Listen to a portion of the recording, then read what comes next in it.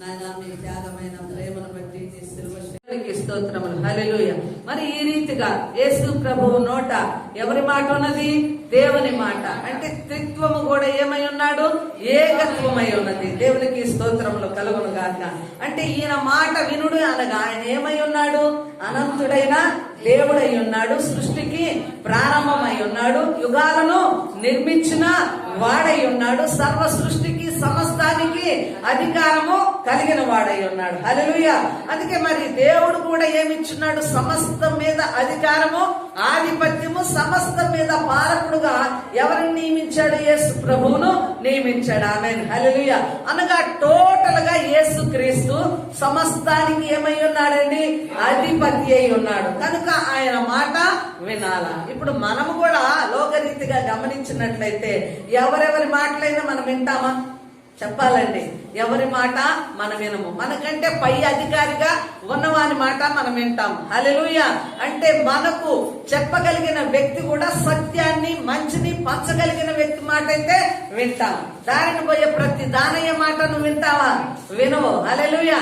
అంటే నీకు తెలిసిన వ్యక్తి అయినా ఉండాలా, నీ మంచిని కోరిని వ్యక్తి అయినా ఉండాలా, అతడు జ్ఞానవంతుడైనా ఉండాలా, నీకంటే పెద్దవాడై ఒక అధికారపు హోదాలో ఉండి శాసించగలిగిన ఆ వ్యక్తిత్వము కలిగిన వాడై ఉండి చెప్పగలిగినప్పుడే మనము వింటాం. అంటే ఈయన మాట వినండి అని ఎవరికి చెప్తున్నాడు?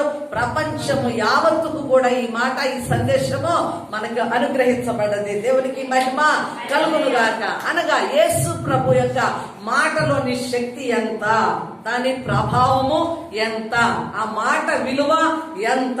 ఆయన మాట వినండి అంటే ఆ మాట వినుటిలో ఉన్న శ్రేష్టత ఏమిటి, ఏమి గొప్ప సంగతి ఉంది, ఏమి ఆ మాటలో ఉన్నదో మనం ఈరోజు ధ్యానము చేయబోతున్నాం. దేవునికి మహిమ కలుగును గాక. కాబట్టి యేసు ప్రభు వారు సమస్తాన్ని ఏం చేశాడమ్మా? సృష్టించాడు, సమస్తాన్ని నిర్మించాడు. యుగాలు కూడా ఎవరి ద్వారా నిర్మించబడ్డాయి? ఈ యేసు నామమును బట్టి నిర్మించబడ్డాయి. దేవునికి స్తుతులు కలుగును గాక. చప్పట్లు కొట్టి దేవుని స్తుతిద్దాము. యేసు ప్రభు వారు ఈ లోకంలో బ్రతికిన దినములలో, ఆయన సంచరించిన దినములలో, ఆయన సేవ చేసిన దినములలో మనం ఒక్కసారి మనము గమనించినట్లయితే బేతనీయ గృహం అందరికీ తెలిసినది. ఎవరి గృహం అండి? మార్తా, మరియా, లాజరు యొక్క గృహం. లాజరు చనిపోయి అప్పటికే ఎన్ని దినములైంది? 3 దినములైపోయి సమాధిలో పాతి పెట్టబడి ఉన్నాడు. లాజరు యొక్క శరీరం ఎలాగున్నదండి? మామూలుగా కంపు కొడుతూ వాసన కలగాల్సినటువంటి ఆ యొక్క శవమును, ఆ యొక్క సమాధిలో ఉన్న మా లాజరు యొక్క దేహము ఉంటూ ఉండగా సమాధి వద్దకు ఎవరు వెళ్ళారండి? యేసు ప్రభు వారు వెళ్ళారు. హల్లెలూయా. ఒకవైపు మార్త అంటుంది, సమాధి రాయి పొర్లించమంటే అయ్యా వాసన కొడతదేమో, వాసన వస్తుందేమో, మనం ఆ కంపును భరించలేమేమో, ఇప్పటికీ 3 దినాలు అయిపోయింది కనుక మరి ఎలాగా అన్నప్పుడు, మార్తా నువ్వు నమ్ముట నీ వలనైతే సమస్తము సాధ్యమే, దేవుని మహిమను నువ్వు చూస్తావు. మార్తా నువ్వు నమ్మితే ఏం చూస్తావు అన్నాడు?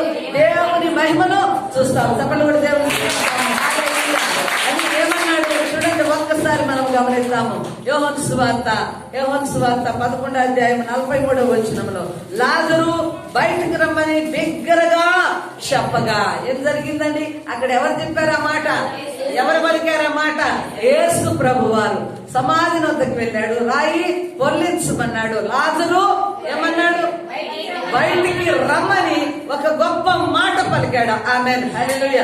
పోయి శవాన్ని ముట్టుకోలేదు, అక్కడ ప్రార్థించలేదు, ఏమీ జరిగించలేదు. గాని యేసయ్య నోటి మాట ఏం జరిగింది చెప్పాలి. ఇప్పుడు యేసయ్య నోటి మాట ఏం జరిగింది?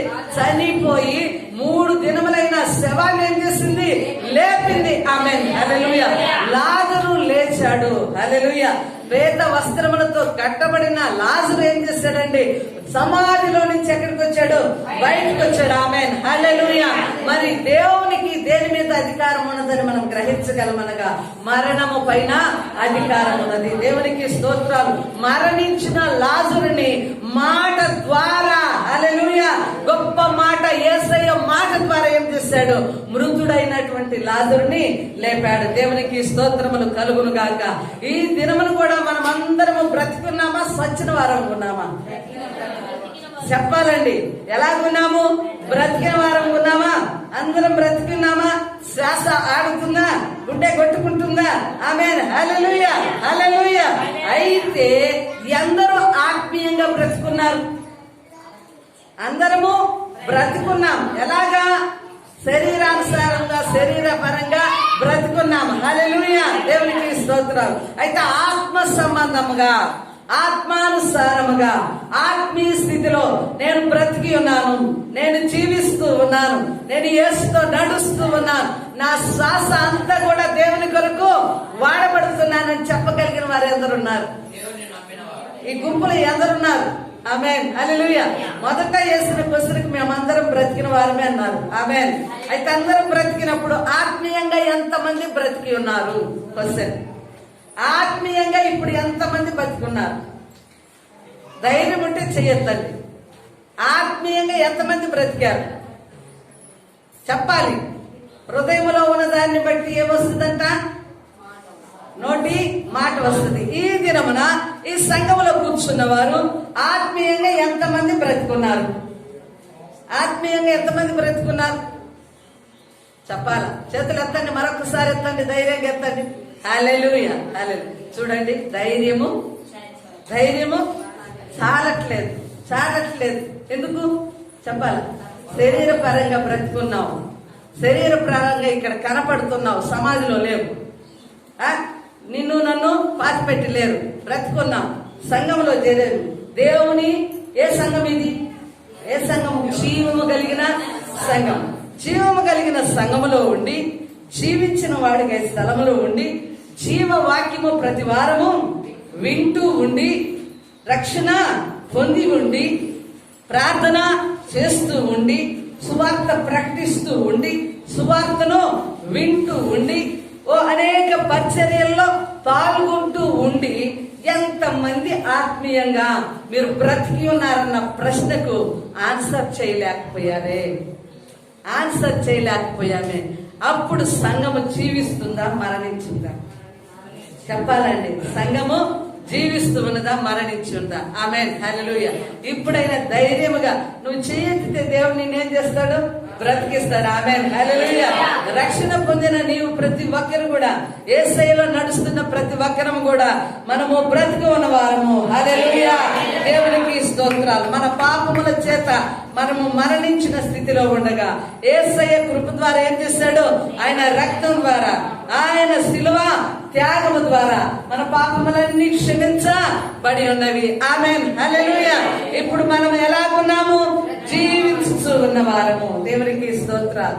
లాజరును మరణించాడు, తిరిగి లేపాడనగా అక్కడ పునరుత్థాన శక్తిని మనం చూస్తూ ఉన్నాం. హల్లెలూయా.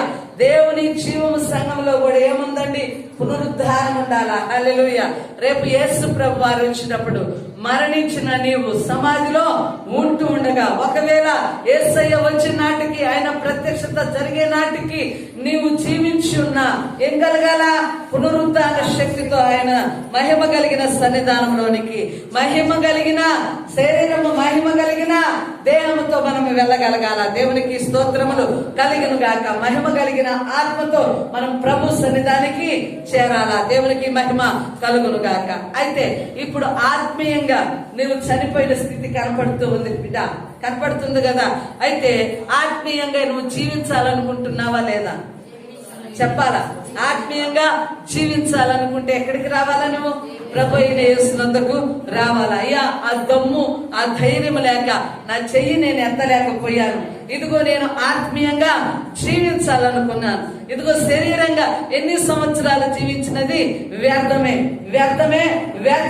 నా తిండి కోసము, నా డబ్బు కోసము, నా కుటుంబము కోసము, నా దేహము కోసము నేను బ్రతికి ఉన్నానేమో. ఇదిగో ఈ దినమున నీ మాట వింటూ ఉండగా, హల్లెలూయా, నీ మాట ఎవరిని లేపింది?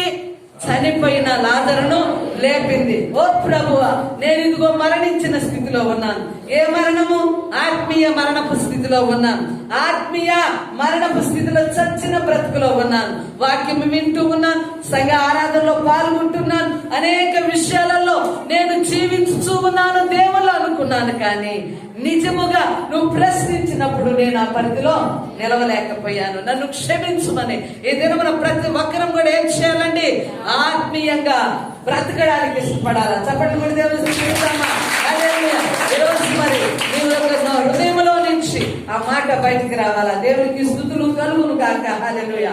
ఈరోజు ఎంతమంది ఆత్మీయంగా బ్రతకాలనుకుంటున్నారు? ఎంతమంది ఆత్మీయంగా బ్రతకాలనుకుంటున్నారు? హల్లెలూయా. ఆత్మీయంగా బ్రతకాలనుకున్న వారు ప్రతి ఒక్కరు కూడా ఈ దినం ఏం చేయాలా?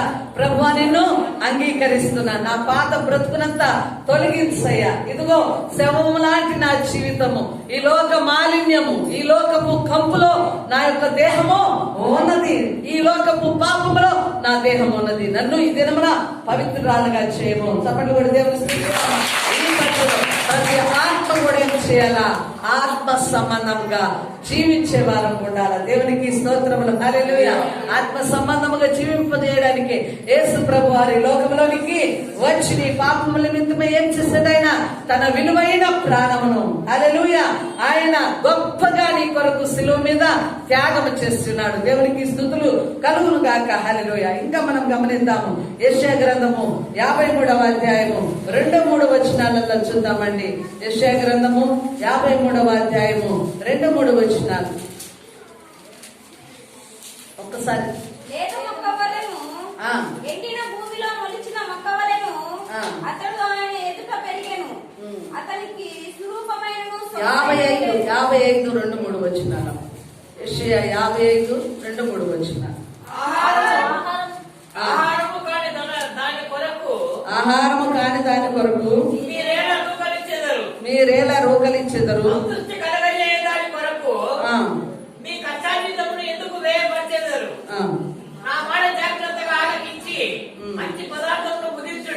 మంచి పదార్థములను భుజించుడి,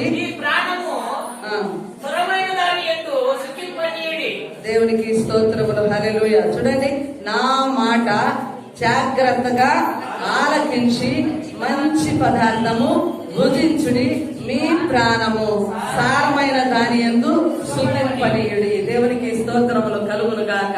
ఆయన మాట ఎలాగ ఆలకించాలంట? దేవుని మాట ఎలాగ ఆలకించాలంట? నెంబర్ 1, ఆయన మాట, ఈయన మాట వినుడి అన్నది విన్నాం మనం. అయితే ఆ మాట ఎలాగ ఆలకించాలా? దేవుని మాట కాబట్టి ఎలాగ ఆలకించాలా?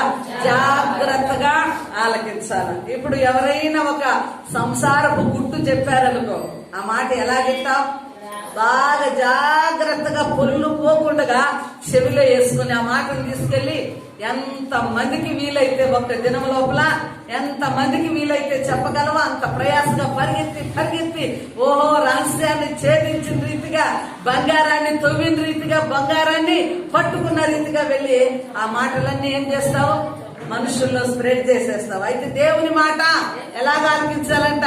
జాగ్రత్తగా ఆలకించాల. మంచి పదార్థములందు నీ ప్రాణములను సుఖింప నీయుడి. ఈరోజు చూడండి, వ్యర్థమైన వాటికి ఎంతో డబ్బు చెల్లిస్తున్నారా లేదా? చెప్పాలండి. ఒకరికి దేని మీద, మద్యం మీద మక్కువనుకో, ఏం చేస్తాడు? అక్కడ ఇక్కడ అప్పు చేసి ఏం చేస్తాడండి? డబ్బు చెల్లించి దానిని పుచ్చుకుంటాడు. అవునా? దాని వలన ఆయన ప్రాణానికి ఏమన్నా మేలుంటుందా? నష్టమే.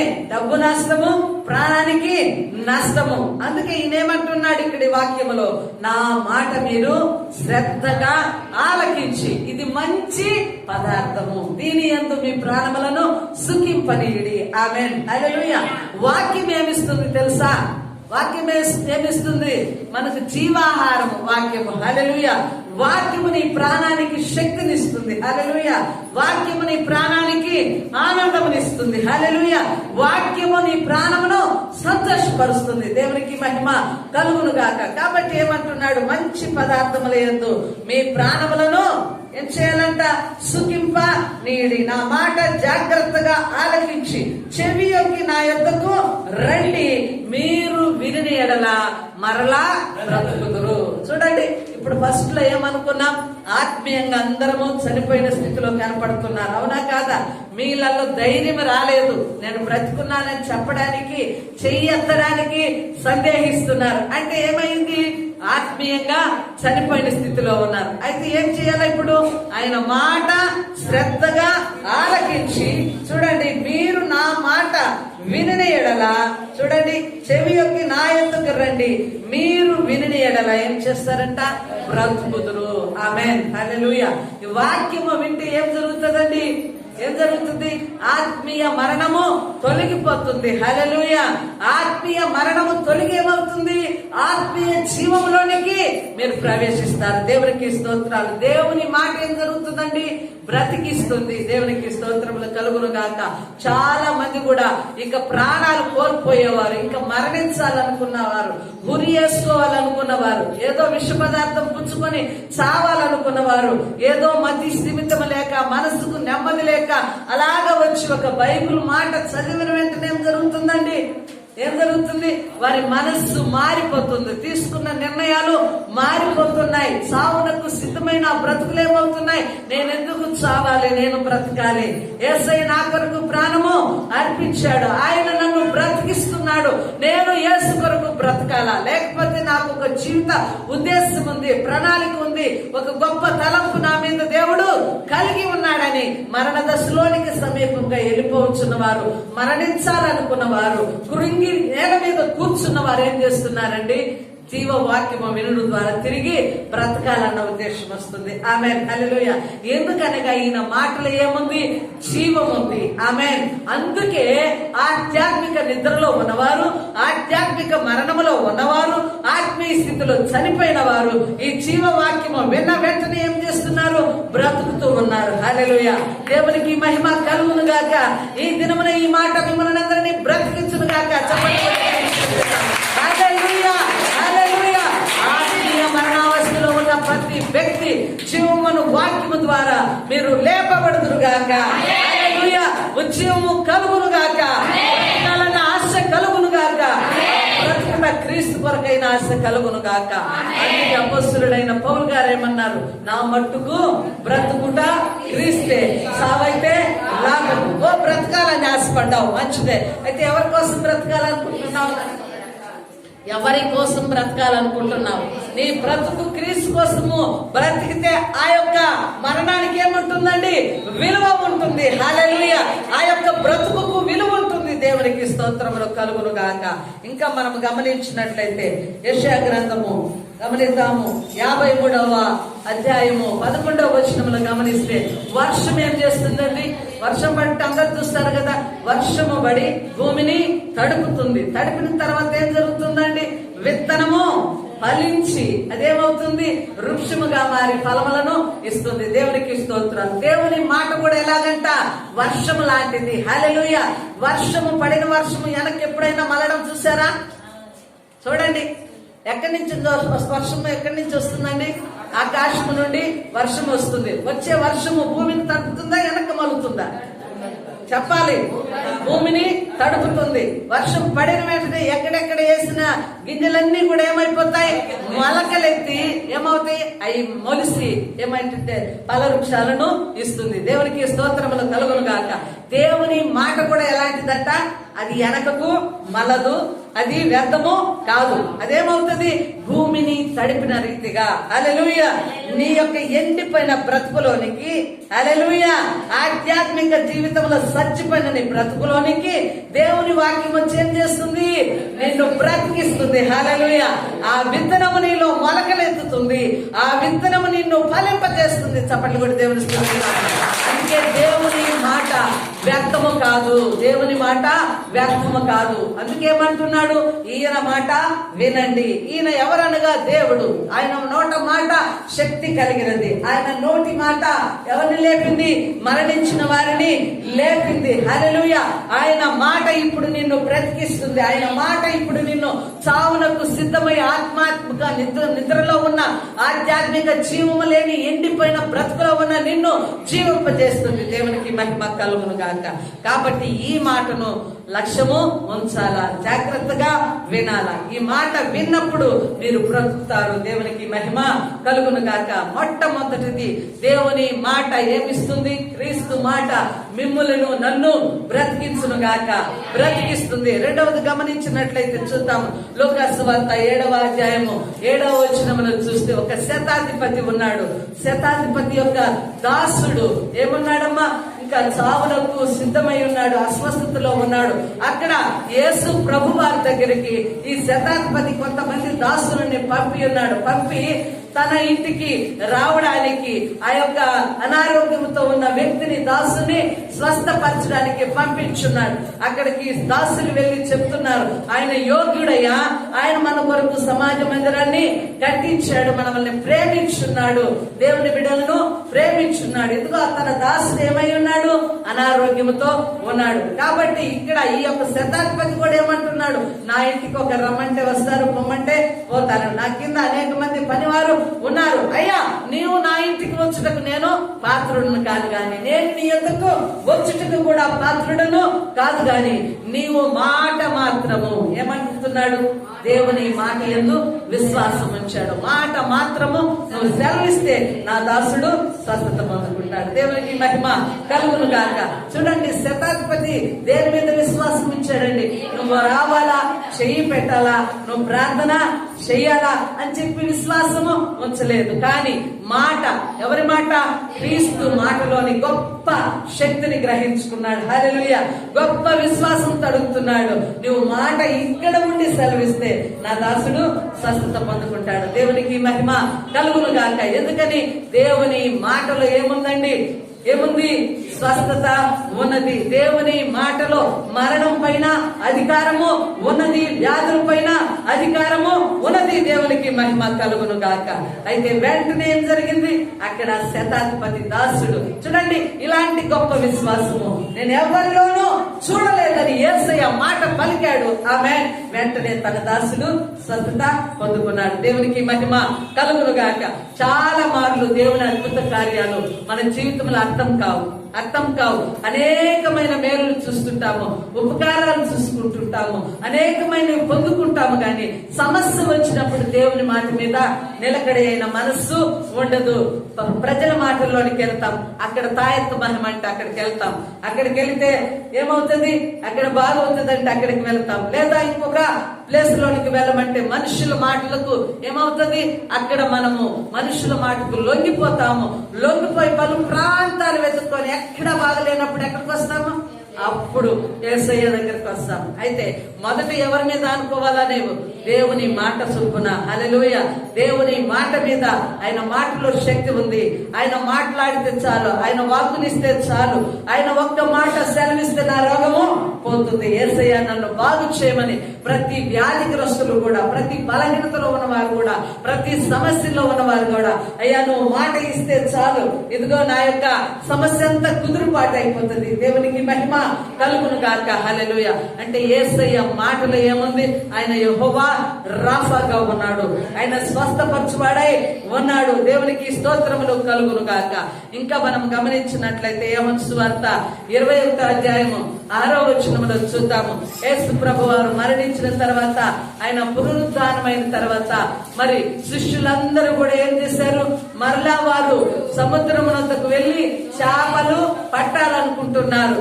ఆ సమయంలో యేసు ప్రభు వారు మరణించి పునరుద్ధానమైన తర్వాత ప్రత్యక్షత అయింది, శిష్యులకు ప్రత్యక్షమై. ఆ రాత్రంతా శిష్యులు ఏం చేశారమ్మా, ఏం చేశారు, చేపలు పట్టడానికి వలలు వేస్తూ ఉన్నారు, కానీ ఒక్క చేప కూడా పడలేదు. హల్లెలూయా. ఉదయం కాగానే యేసు ప్రభు వారు ఆ దరిద్రతకు వచ్చారు, శిష్యులను చూశాడు. అయితే శిష్యులు ఆయనను గుర్తించలేదు. పిల్లలారా, మీ దగ్గర ఏమైనా భోజనానికి ఓనదన్నప్పుడు మా దగ్గర ఏమీ లేదు, రాత్రంతా వలలు వేసాం, ప్రయాసపడ్డాం, ఒక్క చేప కూడా పడలేదు, మేమేమి కూడా పొందుకోలేకపోయాము, ఏమీ పట్టలేదు. హల్లెలూయా. ఏమి మా వలల్లో పడలేదన్నప్పుడు యేసు ప్రభు వారు ఒక మాట అన్నాడు, మీరు లోతులోనికి వెళ్ళి కుడి వైపున మీ వలలు వేయండి. ఆమేన్. హల్లెలూయా. మీ కుడి వైపున వలలు వేయండి అన్నప్పుడు వారి వల వేశారు. ఆమేన్. రాత్రంతా పడని చేపలు, గొప్ప గొప్ప చేపలు, 153 చేపలు పడ్డాయంట వాళ్ళలో. ఆమేన్. హల్లెలూయా. ఒక్క చేప లేదు.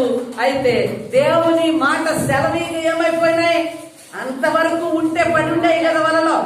వల వేసినప్పుడు ఏ చేప పడదు వలలో, చెప్పాలండి, పడతాయి కదా. అంటే అంత మట్టుకు ఆ ప్లేస్ లో చేపలు ఉన్నాయా లేవా, రాత్రంతా ప్రయాసపడ్డారు, ఒక్కటి కూడా పడలేదు. యేసయ్య మాట సెలవికి ఏమైపోయింది, పెద్ద పెద్ద గొప్ప చేపలు వాళ్ళ పిగురునంతగా హల్లెలూయా అంత ఫుల్గా ఏమైపోయింది, వాళ్ళ నిండిపోయింది. ఆమేన్ హల్లెలూయా.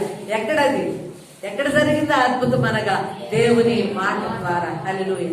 దేవుని ప్రియమైన బిడ్డలారా, ఇప్పుడు నీ జీవితంలో కూడా అనుకోవచ్చు, అయ్యో ఏమీ లేదు, అంతా కొదువే, ఎంత ప్రయాసపడినా చిల్లిగవా నా చేతిలో లేదు. అయితే మనం ఎవరి మీద ఆధారపడాలా? దేవుని మాట మీద ఆధారపడాలా. హల్లెలూయా. అయ్యా శిష్యులకి నువ్వు మాట సెలవిగా రాత్రంతా కష్టపడిన ఒక్క చేపలేని శిష్యులు వాళ్ళ పిగిలెంత వరకు వారు పొందుకొని ఎంతగానో సంతోషించారు. ఇప్పుడు నా బ్రతుకులోని కూడా నీ మాట, నీ ఆజ్ఞ బయలుదేరని నాయన. నువ్వు ఆజ్ఞ ఇస్తే చాలు, నా బ్రతుకు, నా జీవితము మారిపోతుంది. హల్లెలూయా. నా కష్టాలు, ఇదిగో నాకున్న ఆర్థిక వ్యవస్థ, నాకున్న ఇబ్బందులు సమస్తము కూడా, ప్రతి సంకటము కూడా నువ్వు మాట ఇస్తే చాలు. దేవునికి మహిమ కలుగునుగాక. చూడండి, దేవుని మాటలో ఏమున్నది? శక్తి ఉన్నది. హల్లెలూయా. దేవుని మాటలో అద్భుతము ఉన్నది. దేవుని మాటలో నింపుదల ఉన్నది. దేవుని మాటలో కొదువు లేనంత ఆశీర్వాదం ఉన్నది. దేవునికి మహిమ కలుగునుగాక. హల్లెలూయా. దేవుని మాట కూడా గాలిని సముద్రమును గద్దించగా అవి నిమ్మలమైపోయినాయి. హల్లెలూయా. అంటే సృష్టికర్త అయిన దేవుడు ఏం చేస్తున్నాడు? శాసించగా దేన్నైతే సృష్టించాడో ఆ సృష్టి మీద ఆయనకు అధికారము ఉండగా మాటతోనే గాలి సముద్రములు కూడా ఏమైపోయినాయి? గద్దించబడ్డాయి. హల్లెలూయా. ఇప్పుడు ఏంటి? వ్యాధుల మీద ఆయనకు అధికారము ఉన్నది. ఆయన యెహోవా రాఫా. ఆయన పొందిన దెబ్బల ద్వారా మనకు స్వస్థత ఉన్నది. మాట సెలవిస్తే చాలు, ఎటువంటి వ్యాధి కూడా నిర్మూలమైపోతుంది. మరి గతంలోనే ఉపవాస ప్రార్థనలో లక్ష్మణుడు మీకు అందరికి తెలుసు, ఆమెకి లివర్ క్యాన్సర్ ఉన్నది కదా. గత సంవత్సరాలలో దేవుడు శక్తినిచ్చి ఆమె స్వస్థత పొందుకున్నది. కానీ దేవుడిని మార్చిన తర్వాత మరలా గత సంవత్సరం ఏం జరిగింది? ఏడ్చుకుంటే ఈ స్థలంలోకి వచ్చేసింది. అక్క, మరి నేను 3 దినాలే బ్రతుకుతానని డాక్టర్ గారు సెలవిచ్చారు. నేను 3 దినాలే బ్రతుకుతానంటే బోర్న ఇక్కడ ఇదే మందిరంలో ఏడుస్తూ కూర్చున్నది. అయితే దైవ వాక్యం ప్రకటిస్తున్నాను. ఆ సందర్భంలో దైవ వాక్యము ప్రకటిస్తూ ఆ వాక్కు ఎక్కడికి వెళ్ళింది? ఆ మీదకి వెళ్ళింది. ఎవరు చనిపోతారన్నారు నిన్ను అనగా డాక్టర్ చనిపోతారు. డాక్టర్ చెప్పాడు కదా, నా దేవుడు నిన్ను బ్రతికిస్తున్నాడు అన్నాను. హల్లెలూయా. దేవుని మాట నేను కాదన్నది. ఆ మాట ఎవరిది? జీవపు మాట. హల్లెలూయా. ఆ మాట ఇప్పటికీ లక్ష్మణుడు బ్రతికుంది. ఆమేన్ హల్లెలూయా. దేవుని మాట ఏమైపోయింది? డాక్టర్లు ఇక సావు, చనిపోతావు, 3 దినాలే నువ్వు బ్రతుకుతావని సెలవిచ్చున్నారు డాక్టర్లు. అయితే దేవుడు సెలవుగా నేటికి బ్రతికి ఉన్నది. ఆమేన్ హల్లెలూయా. దేవునికి మహిమ కలుగును గాక. అంటే ఇప్పుడు ప్రతి ఒక్క వ్యక్తి కూడా ఎవరి మాట వినాలా? దేవుని మాట వినాలా. ప్రతి వ్యక్తి కూడా ఎవరి మాట మీద ఆశ పెట్టుకోవాలా? క్రీస్తు మాట మీద, దేవుని మాట మీద ఆశపడాలా. హల్లెలూయా. ఎందుకనగా ఈ యేసు మరణం మీద అధికారం కలిగిన వాడు. మరణించిన లాజరును బయటికి రమ్మనగానే ప్రేత వస్త్రములతో మరణించిన లాజరు మరలా తిరిగి బ్రతికి బయటకు వచ్చాడు. హల్లెలూయా. ఇంకా స్వస్థత. ఏమండి? బాగులేని వ్యక్తి మాట మాత్రం సెలవిస్తే చాలయ్యా, బాగైపోతాము. హల్లెలూయా. దేవునికి స్తోత్రాలు. నయమాను కుష్టు వ్యాధి కూడా ఏమైపోయిందండి? ఏమైపోయింది? ఏలియా వెళ్ళి ఏం చేశాడు? ఎలీషా వెళ్ళి ఏం చేశాడండి? 7 మార్లు యోర్దాను నదిలో మునగమన్నాడు. నేను మునగడమా? ఆయన వచ్చి నా తల మీద చేపెట్టి అలా ఆడించి నన్ను బాగా చేస్తాడు అనుకుంటే ఈయన ఏంటి 7 మార్లు నన్ను మునగమన్నాడని వెను తిరుగుతున్నాడు. అయితే అక్కడ ఏమైపోయింది? నయమాను యొక్క దాసుడు ఉన్నాడు. అయ్యా, ఒక్క మాటే కదా, నిన్నేమి ఇమ్మన్నాడు ఆయన? ఏమి కానుకలు కోరుకోలేదు, ఏమి ఇవ్వమనలేదు. గాని ఏం చెప్పాడు? 7 మార్లు మునగమన్నాడు. ఆ మాటకు నువ్వు కొంచెం విధేయత అయితే చాలన్నాడు. హల్లెలూయా. అయితే దాసుని మాట కూడా ఎవరున్నారండి?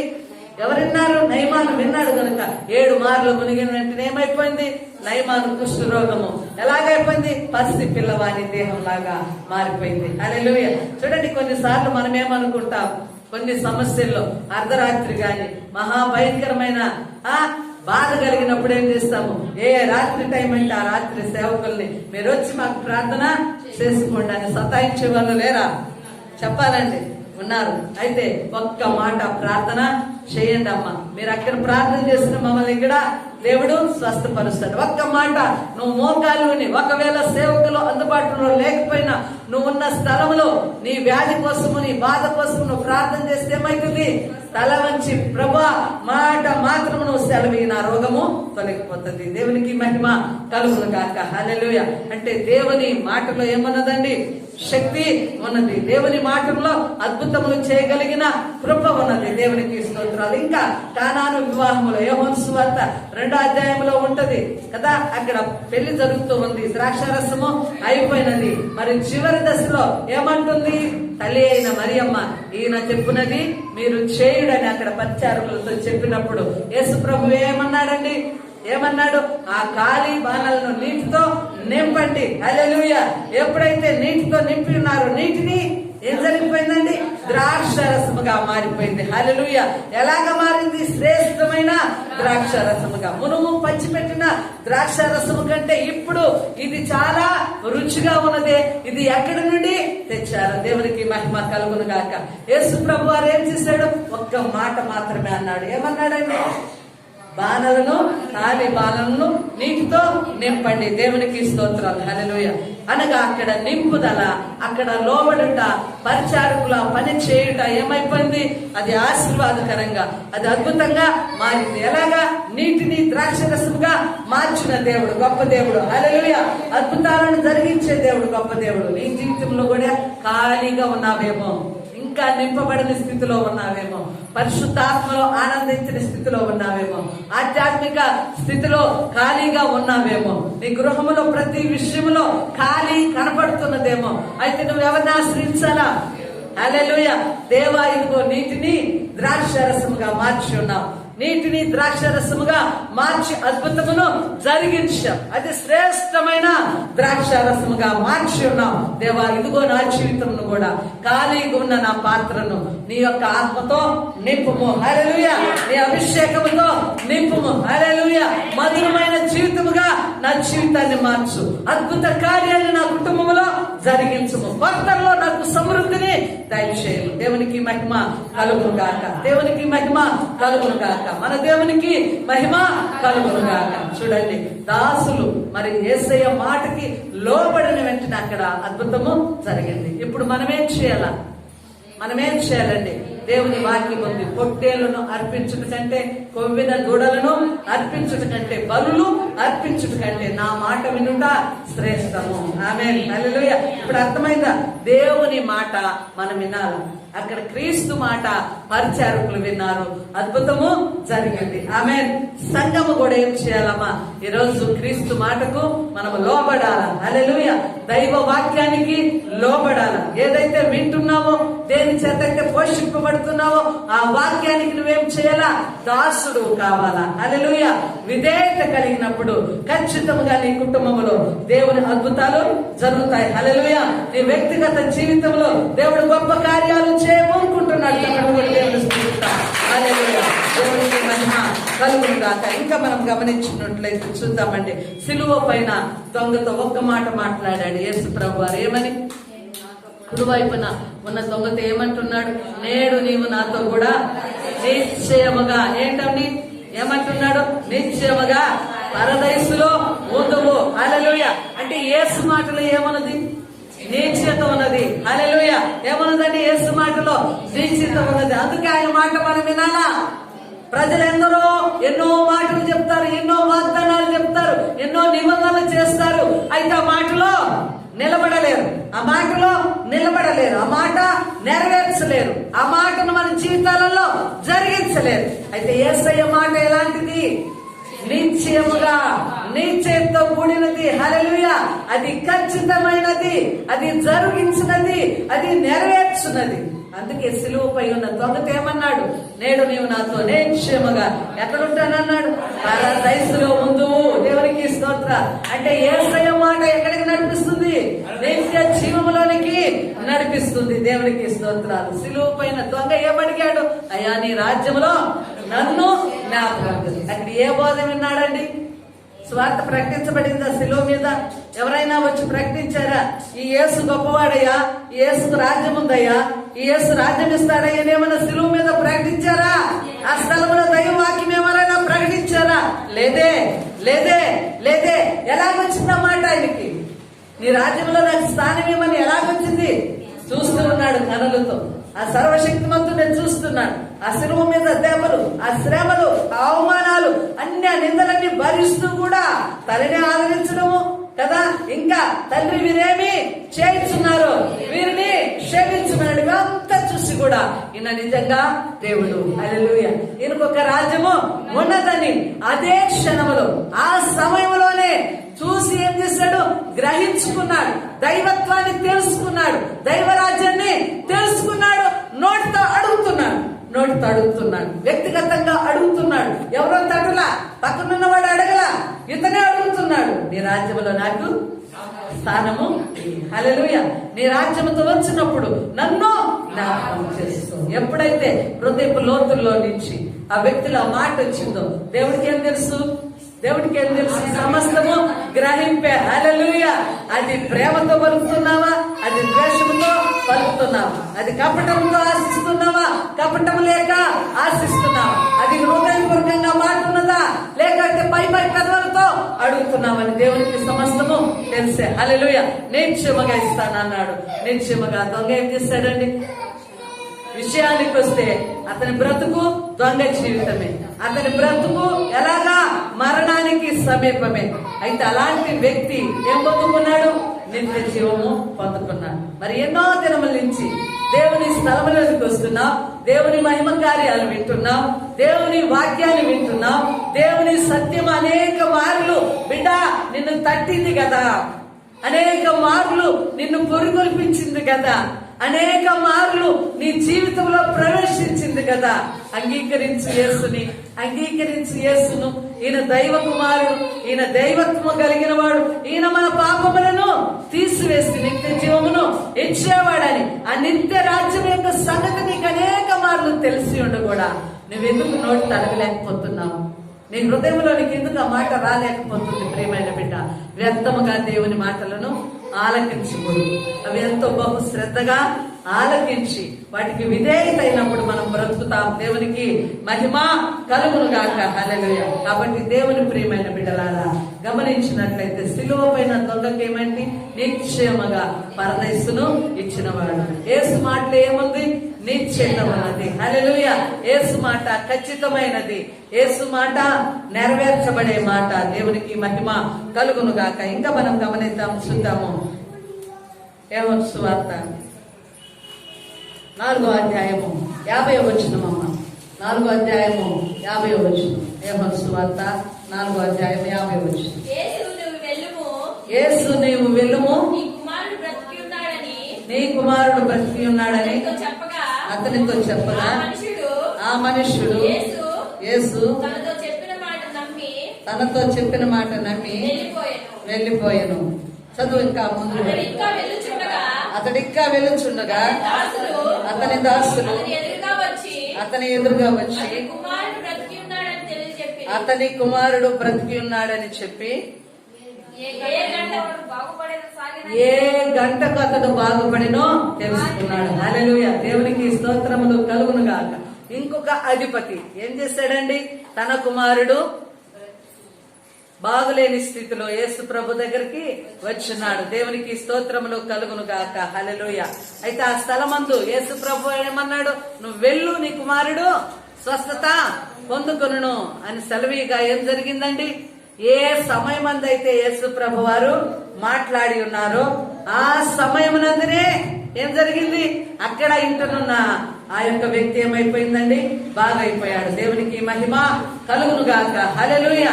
అంటే యేసు ప్రభు వారి నోటన ఏ సమయానికి మాట వచ్చిందో ఆ సమయానికి అక్కడ బాగులేని వ్యక్తి స్వస్థత పొందుకున్నాడు. హల్లెలూయా. దేవునికి స్తోత్రం. ఈ లోక సంబంధమైన వారు మాట్లాడితే అది కొంతకాలము అవుతుంది, దాని నెరవేర్పు రావాలంటే. అయితే యేసు మాట చెప్పాలా, వినాలా? యేసు మాట వెంటనే. హల్లెలూయా. ఎన్ని గంటలకు అన్నప్పుడు యేసు ప్రభువారు 1 గంటగా మాట పలికాడు.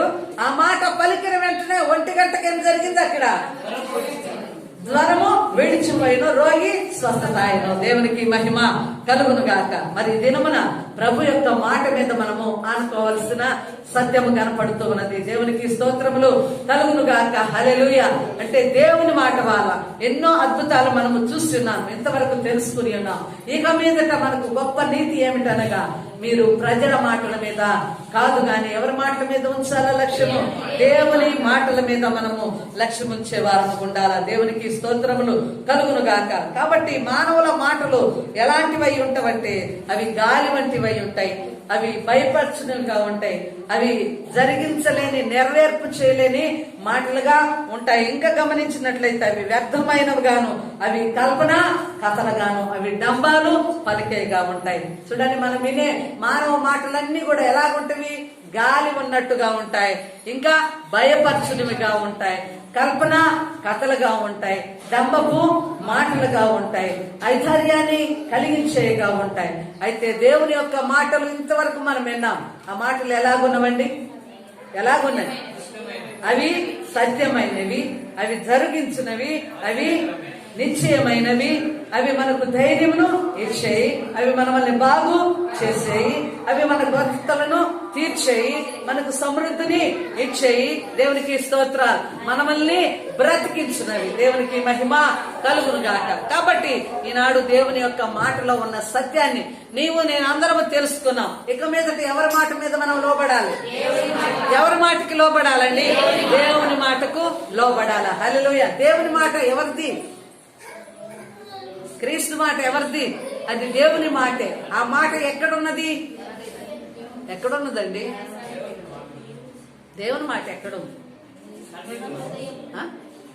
సన్నిధిలో ఉన్నది. ఇంకెక్కడుంది? దేవుని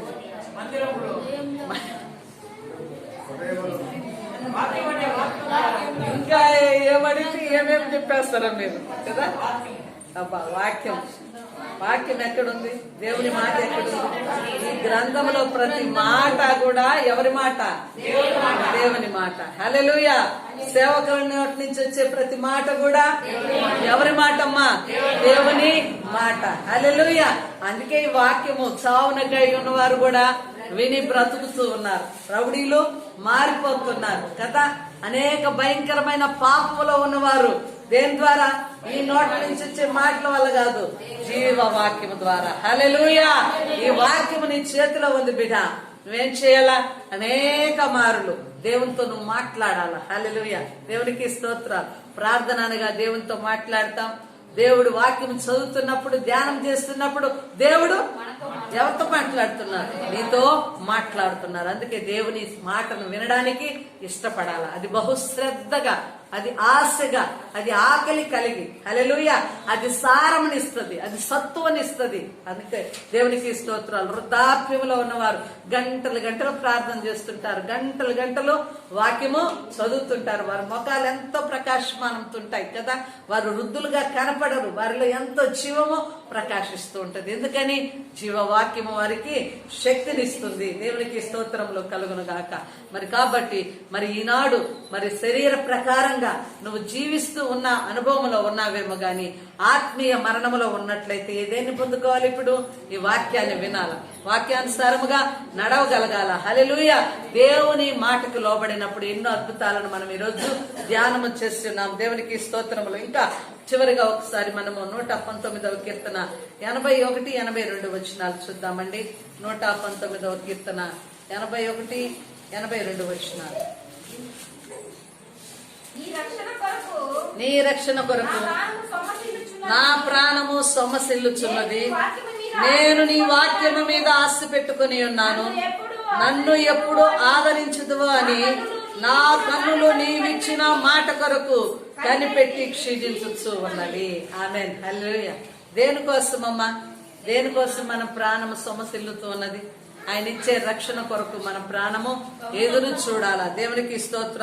నీ వాక్యము మీద నేను ఆశ పెట్టుకుని ఉన్నాను. దేవునికి స్తోత్రాలు. వాక్యం మీద ఏముండాలా? వినాలా. వాక్యం మీద ఏముండాలండి? ఆశ ఉండాలా. చూడండి, పాటలైతే గంటలు గంటలు పాడేస్తారు గాని వాక్యం దగ్గరకు వచ్చేసరికి ఏం జరుగుద్దమ్మా? పెద్ద పెద్ద మీటింగ్లలో కూడా పాటలు ఉన్నంతకాలం చప్పట్లు కొడతారు, అభిషేకం అభిషేకం అని. ఇక్కడ ఉన్న వాళ్ళు అక్కడికి వెళ్ళిపోతారు, ఎంత ఉత్సాహంగా ఉంటారు. కానీ సేవకుడు వచ్చి మైక్ అందుకొని వాక్యం చెప్పగానే ఏం జరుగుతుంది? ఇలాగా నిద్రలలోకి వెళ్ళిపోతుంటారు. సేవకుడు పాటికి సేవకుడు చెప్పుకుంటుంటాడు, వీళ్ళు హాయిగా నిద్రపోతారు. చూడండి, వాక్యం మీద ఏముండాలంట?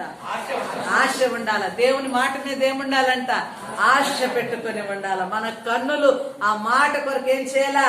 ఎదురు చూడాలా. దేవునికి స్తోత్రాలు. ఎందుకంటే ఆయన మాట శ్రేష్టమైనది, ఆయన మాట సత్యమైనది, ఆయన మాట ఆదరించున్నది, ఆయన మాట స్వస్థపరచున్నది, ఆయన మాట సమృద్ధిని ఇచ్చున్నది, ఆయన మాట స్వస్థపరచున్నది, ఆయన మాట ధైర్యమునిచ్చేది, ఆయన మాట జ్ఞానమునిచ్చేది, ఆయన మాట నిత్య జీవమును ఇచ్చేది. హల్లెలూయా. ఆయన మాట ఆధ్యాత్మికంగా బ్రతికించేది. దేవునికి మహిమ కలుగును గాక. కాబట్టి ఈయన మాట మీద లక్ష్యం ఉంచుతావా? ఈయన మాట మీద నీకు ఆశ ఉన్నదా? ఆశపడాలి. దేవునికి స్తోత్రాలు. ఆయన మాట కొరకు కనిపెట్టుకుని ఉండాలా. దేవునికి మహిమ కలుగును గాక. ఇక మీదట మనుషుల మాటల మీద ఆధారపడక, ఏ సమస్య వచ్చినా, ఏ కీడు సమీపించినా, ఎటువంటి బలహీనతలు ఆవరించినా, ఎలాంటి సమృద్ధి లేని స్థితిలో కూడా మోకరించి ప్రార్థన చేసి, ప్రభా నీ మాట కోసం నేను కనిపెట్టి ఉన్నాను, నన్ను ఆదరించుము, నన్ను బలపరచుమని మరి మనము ఏక మనసుతో కలిగి ప్రార్థన చేయగలిగినప్పుడు దేవుడు అద్భుతాలను మనం సంఘములో చూస్తామండి. దేవునికి స్తోత్రములు కలుగును గాక. ఈ వాక్యము మన వినికిడిలో దీవించబడును గాక. ఈ వాక్యము మన వినికిడిలో దీవించబడి ఆధ్యాత్మికంగా మనల్ని బ్రతికించును గాక. అడుగుతాను ఒక ప్రశ్న, అడగమంటారా? ప్రశ్న అడగమంటారా? మరి ఈ దినము వాక్యం విన్నారు కదా, ఇప్పుడు ఎంతమంది ఆధ్యాత్మికంగా బ్రతకాలనుకుంటున్నారు? వాక్యం విన్నాక ఆశ కలిగిందా? వాక్యం విన్నాక ఆశ కలిగింది. దేవునికి స్తోత్రములు కలుగును గాక. హల్లెలూయా. చూడండి, ఇప్పటికైనా సంతోషం. ఏదైనా మీకు ఆల్రెడీ బ్రతికున్నారు నాకు తెలుసు, కానీ ప్రశ్న వేస్తే చాలా మందిలో ఏంటి, ఎట్టితో ఏమిటో, ఎత్తనుకుంటో ఏమిటో అంటే సందేహము, అవిశ్వాసము. అందుకే యేసు ప్రభు వారు ఏమన్నాడు? మూర్ఖులారా, ఎంతకాలం నేను మీతో ఉంటాను, మీరు అవిశ్వాసంలోనికి వెళ్ళక విశ్వాసుల వలె నడుచుకోనండి. ఆమె దేవునికి మహిమ కలుగును గాక. తలలు వచ్చి ప్రార్థన చేద్దాం. మహిమ కలిగిన తండ్రి స్తోత్ర, కృప కలిగిన దేవానికి వందనాలు నాయన. నీ మహిమ ప్రభావం బట్టి స్థలంలో దేవాలయంలో పడి ఉండగా ఇంతవరకు మీరు మాట్లాడిన ప్రతి మాటను బట్టి స్థుతిస్తున్నాం. ఫాదర్, మీరు దర్శించండి నాయన. ప్రతి ఆత్మను మీ సారథ్యంలో ఉంచుకొని మీ బహుబలముతో నాయన ప్రతి ఆత్మను బలపరచమని ప్రార్థిస్తున్నాం నాయన. మీరు మాట్లాడితే చాలు ప్రభా, ప్రతి వ్యక్తి జీవితంలో ఆత్మకార్యము జరిగించబడుతుంది ప్రభా. ఇప్పుడే నాయన ప్రతి వ్యక్తిని మీరు బ్రతికించమని ప్రార్థిస్తున్నా నాయన. నిత్య నూతనత్వంలోనికి నడిపించి నీ అభిషేకపు ఛాయలు నాయన సంఘం మీద నింపుతున్నందుకు స్తోత్రం.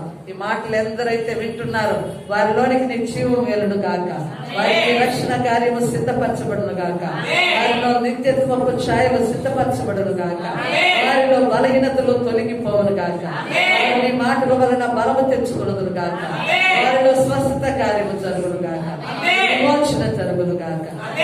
విధముగా సమర్థించుటకు, రక్షించుటకు సమర్థవంతమైన నీ మాటకు లోబడుచు నిన్ను స్తుతిస్తూ యేసు నామములో ప్రార్థిస్తున్నాం తండ్రి. ఆమేన్.